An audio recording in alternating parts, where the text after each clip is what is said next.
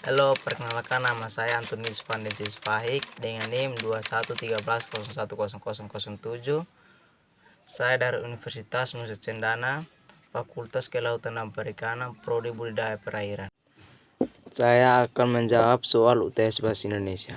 Yang pertama, implementasi kedudukan bahasa-bahasa di Indonesia sama sekali tidak berurutan.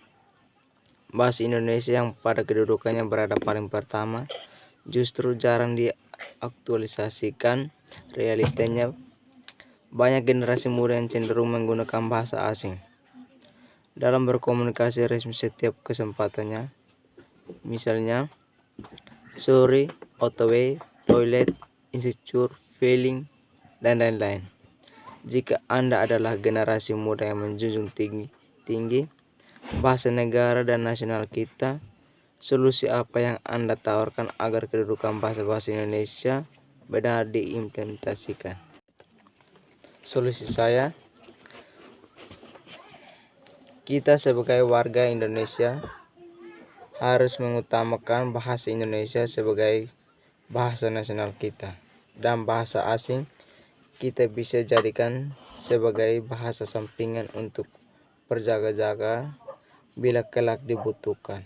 Soal yang kedua, ragam bahasa merujuk pada konteks, yaitu Anda berbicara bersama siapa, di mana, kapan, situasi apa, dan apa tujuan pembicaranya. Dengan demikian, ragam bahasa bersifat fleksibel, namun tidak menutup kemungkinan bahwa masih ada kekeliruan dalam mengaktualisasikan ragam bahasa.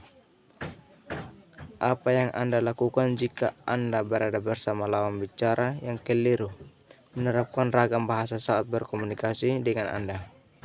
Jika pertanyaan Anda ternyata direspon dengan sok pintar, apa pembelaanmu yang tidak menyinggung perasaan lawan bicaramu?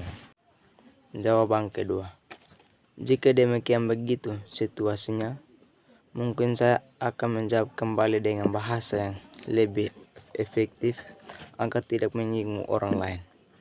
Bahasa yang efektif yang dimaksud apabila seseorang menjawab pertanyaan kita dengan sok pintar, kita tinggal menjawab kata iya terus sambil tersenyum. Mungkin itu menjawabkan yang efektif dan tidak menyinggung orang. Soal yang ketiga, kesalahan penulis atau pengetikan dalam bahasa Indonesia tidak diterima sebagai bentuk kekeliruan tetapi keterlaluan. Misalnya, Anda mengetik kata malam tetapi yang Anda ketik makan. Perbedaan satu huruf mengakibatkan terjadinya perbedaan makna dalam bahasa Indonesia. Perbedaan bentuk selalu berimplikasi pada perbedaan makna. Apa yang akan Anda jelaskan jika Anda diberikan sebuah teks bacaan yang sebagian kata-katanya tidak diketik atau ditulis secara benar? Kemudian apa yang Anda sarankan sebagai acuan kebenaran penulisan atau pengetikan setelahnya? Jawaban yang ketiga, jika dalam sebuah teks bacaan kata-katanya tidak ditulis dengan benar, mungkin kita secara refleks mau memperbaikinya dengan kata yang benar agar teks bacaan tersebut bisa nyambung untuk dibaca. Mungkin saran dari saya, dalam penulisan atau pengetikan sebuah teks, sebaiknya para penulis harus lebih teliti lagi agar terhindar dari hal-hal yang tidak sesuai dengan apa yang tidak kita inginkan. Soal yang keempat, carilah dan tulislah paling kurang 15 kata yang salah, kemudian ubahlah menjadi benar yang disertai dengan alasannya. Masing-masing mahasiswa tidak boleh sama setelah Anda memberikan penjelasan secara lengkap tentang 3 kaidah bentuk dan diksi, kebenaran dan ketetapan kelaziman. Jawaban nomor 4. Ketetapan adalah kemampuan sebuah kata untuk menimbulkan gagasan yang sama pada imajinasinya, pendengaran seperti yang difikirkan oleh pembicara, maka setiap pembicara harus berusaha secara mungkin. Kelaziman adalah kata yang biasa digunakan untuk mengungkapkan gagasan tertentu. Soal yang kelima. Carilah dan tulislah paling kurang 5 kalimat yang tidak efektif. Kemudian ubahlah menjadi efektif yang disertai dengan penjelasannya masing-masing. Mahasiswa tidak boleh sama. Jawaban nomor 5.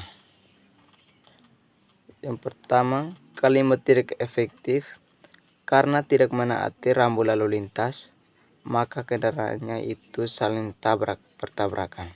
Kalimat efektif karena tidak menaati rambu lalu lintas, kendaraannya itu saling bertabrakan. Yang kedua, kalimat tidak efektif. Suasana di rumah Pak Rahmat ramai sekali. Kalimat efektif. Di rumah Pak Rahmat ramai sekali. 3. Kalimat tidak efektif. Setelah memasak, kemudian ibu mencuci baju. Kalimat efektif. Ibu memasak dan mencuci baju. Kalimat tidak efektif. Saya berdoa sebelum makan. Kalimat efektif. Saya berdoa sebelum makan. 5. Kalimat tidak efektif. Saya makan makanan yang enak malam ini. Kalimat efektif. Makanan yang saya makan enak. Penjelasan kalimat yang tidak efektif karena menggunakan subjek yang berlebihan. Penjelasan kalimat yang efektif. Kalimat efektif kenapa dikatakan sebagai kalimat efektif? Karena kalimat tersebut memiliki subjek, objek, dan kalimat tidak berlebihan.